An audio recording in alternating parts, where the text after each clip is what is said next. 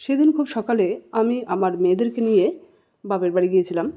বড়মশাই যায়নি, তাই তার জন্য আমি খুব ভোর রাত্রে উঠে আমার হাজব্যান্ডের জন্য সারাদিনের রান্নাটা করে গিয়েছিলাম। রান্নার মধ্যে অন্যান্য রেসিপির সঙ্গে এই সজনে ফুলের রেসিপিটি আমি তৈরি করেছিলাম।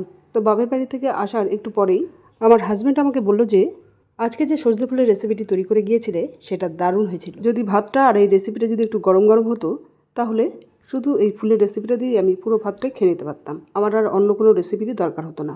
আসলে খুব ভোরে রাত্রে রান্না করার ফলে রেসিপিগুলো ঠান্ডা হয়ে গেছিলো, তাই ভাবলাম সেদিনকে ভালো করে খেতে পারেনি। এই রেসিপিটা আজকে আবার তৈরি করব আর গরম গরম বড়মশাইকে পরিবেশন করব। তাই ভাবলাম এত ভালো যখন রেসিপিটা, তখন আপনাদের সঙ্গে শেয়ার করি। বাড়ির সজনে গাছে প্রচুর ফুল হয়েছে, তাই ফুলগুলো আমি কুড়িয়ে নিচ্ছি।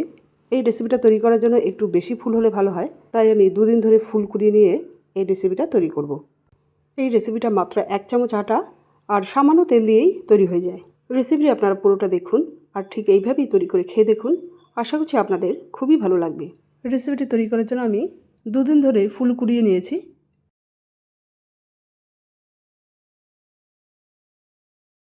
মোট এতগুলো ফুল হয়েছে।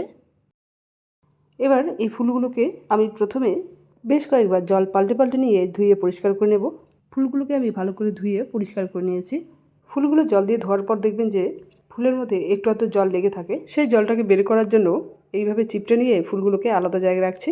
তবে আপনাদের যদি খুব তাড়া না থাকে তাহলে এই ফুলগুলোকে এইভাবেই কিছুক্ষণ রেস্টে রেখে দিলে দেখবেন যে এই ফুলগুলোর গায়ে যে একটু আধটু জল লেগে আছে সেটা ঝরে গেছে। আমার একটু তাড়া ছিল বলে আমি এইভাবে ফুল থেকে জল বের করে নিচ্ছি।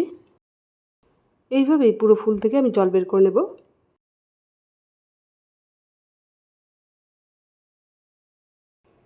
পুরো ফুল থেকেই আমি জল চিপড়ে বের করে নিয়েছি।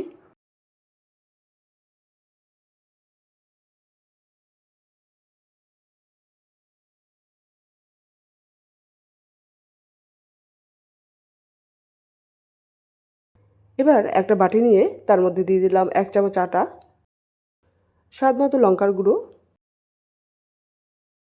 আর স্বাদ মতো নুন। এবার এই সমস্ত উপকরণগুলোকে একসঙ্গে ভালো করে মিক্স করে নিচ্ছি। আমি এখানে হলুদ গুঁড়ো দিলাম না, আপনারা চাইলে এখানে হলুদ গুঁড়ো অ্যাড করতে পারেন। উপকরণগুলো মিক্স করা হয়ে গেলে এই মিশ্রণটাকে এই সজনে ফুলের মধ্যে অ্যাড করে দিচ্ছি। কীভাবে অ্যাড করছি দেখুন। পুরো মিশ্রণটা এর মধ্যে একবারেই অ্যাড করব না, অল্প অল্প করে এর মধ্যে অ্যাড করতে করতে হালকা হাতে এইভাবে এই ফুলের সঙ্গে মিশিয়ে নেব। সজনে ফুল থেকে জল চিপড়ে বের করে নিলেও সজনে ফুলের মধ্যে কিন্তু একটু ভেজা ভেজা ভাব রয়েছে। এই ভেজা ভেজা ভাব থাকার জন্য এই আটার মিশ্রণটা সজনে ফুলের গায়ে একটা হালকা কোট তৈরি করে নেবে।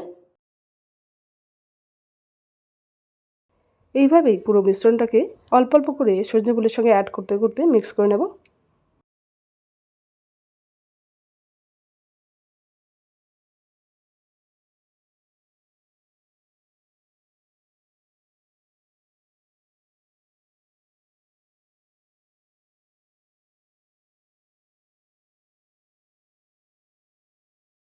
আটার পুরো মিশ্রণটা সজনে ফুলের সঙ্গে মিক্স করা হয়ে গেলে একটা কড়াই গরম করে নিয়ে তার মধ্যে 1/2 চামচের মতো সাদা তেল দিয়ে দিলাম। তেলটাকে দেওয়ার পর একটা খুন্তির সাহায্যে এইভাবে তেলটাকে পুরো কড়াইতে ছড়িয়ে নিলাম। তারপর এর মধ্যে সজনে ফুলগুলোকে ছেড়ে দিলাম।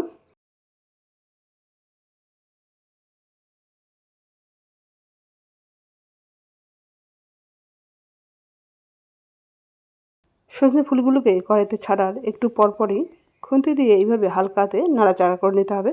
আর পুরো রান্নাটা কিন্তু লো ফ্লেমে রান্না করতে হবে। লো ফ্লেমে রান্না করলে মাত্র 1.5 চামচ তেল দিয়ে এই রেসিপিটা রান্না হয়ে যাবে। আর যদি গ্যাসের ফ্লেমটা বাড়িয়ে এই রেসিপিটি আপনারা তৈরি করতে চান তাহলে সেক্ষেত্রে তেলের পরিমাণটা একটু বেশি লাগবে। এইভাবে হালকা হাতে সজনে ফুলগুলোকে নাড়াচাড়া করতে করতে যখন দেখলাম যে সজনে ফুলগুলো এইরকম বেশ একটু মজে এসছে, তখন এর মধ্যে আর 1 চামচ তেল দিয়ে দিলাম। তেল দেওয়ার পরও ঠিক একইভাবেই একটু পরপর হালকা হাতে এইভাবে ফুলগুলোকে নাড়াচাড়া করতে থাকবো।